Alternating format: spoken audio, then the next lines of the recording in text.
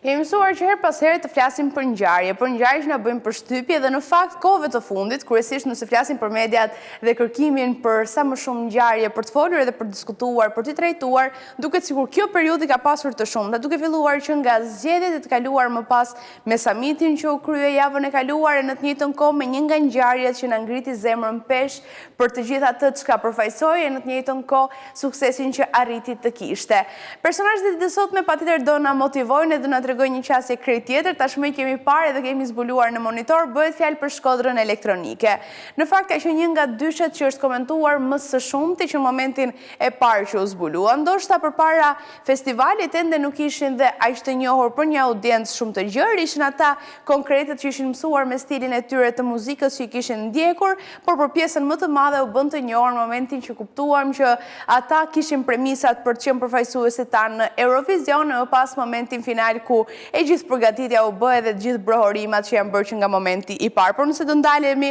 konkretisht e shikojmë si një dyshe fantastike që nuk mund të bëjnë dot pa njëri tjetrin, të paktën kështu sikur i kemi vizualizuar deri më tani për shkak të gjithë atmosferës dhe ndjesisë së mirë artistike që arrin të shkaktojnë. Bëhet fjalë për Beatrice Gjergji dhe Kol Laca, një dyshe fantastike në fakt që është komentuar kudo në të gjithë rrjetin. Është komentuar dhe jo pa arsye, fillimisht për stilin krejtësisht të veçantë në muzikë për secilin prej tyre, dukshëm që në momentin e parë ka pasur komente të shumta në rrjet për atë çka përfaqësonin, por me kalimin e kohës u diskutua shumë ajo çka ata tregonin. Përpos shijes së hollë të muzikës dhe asaj çka tregonin, ka pasur momente të shumta të batutave të tyre që janë bërë virale kudo në rrjet edhe në atë çka tregonin. Për Beatricën është një këngëtare me një zë të fuqishëm edhe kjo tashmë nuk është një nga gjërat që mund të diskutohet, ne tashmë e dimë edhe ka duar trukitur anë mban një botë duke bërë kështu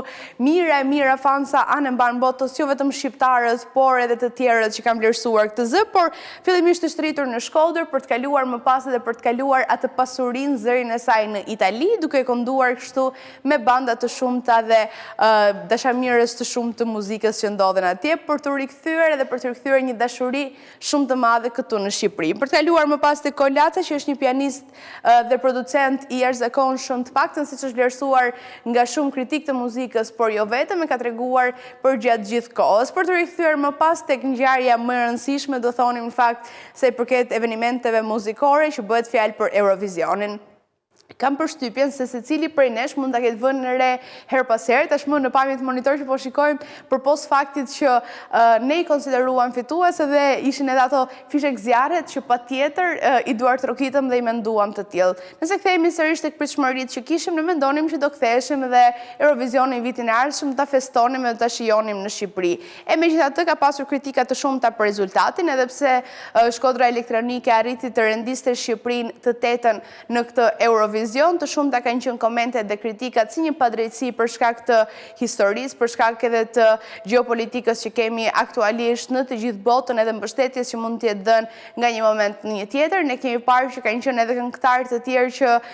ishin pjesë e Eurovisionit nga shtete të tjera që votonin pikërisht këtë dyshe fantastike për të çuar edhe për të fituar kështu, për të pasur atë vendin e parë. Megjithatë, ajo çka vlen për të theksuar është që edhe pas këtij rezultati që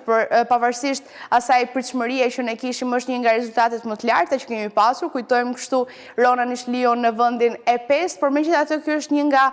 rekordet sërish të jetë në top 10 shen e më të mirëve në këtë rast të përzgjedhur, të paktën edhe siç është gjykuar nga publiku, nga juria dhe kushdo tjetër. Edhe në këtë rast mund të themi që publiku jo vetëm ai shqiptar, por edhe i huaj duke dhuruar kështu kaq shumë vota e duke ngritur në renditje, i kanë dashur, i kanë përfaqësuar, i kanë përqafuar edhe kanë përshtypjen se kjo e tregon më së miri fitoren e tyre dhe jam e bindur që do arrim të shikojmë edhe për shumë gjatë në skenë tashmë këtë zbulim që e kuptuam të gjithë anë mban botës. Në fakt është një dyshe frymëzuese, ndaj donim ta nisnim këtë të hënë pikërisht me ta për t'i falenderuar për të gjithë krenarinë edhe atë çka ndjem për gjatë këtyre netëve, sidomos për gjatë natës finale, duke treguar atë të veçantën që mund kishin për përzierjen e muzikës elektronike fillimisht, për elementet tradicional folklorik që na bën të ndihemi aq të përfaqësuar edhe në këtë Eurovision.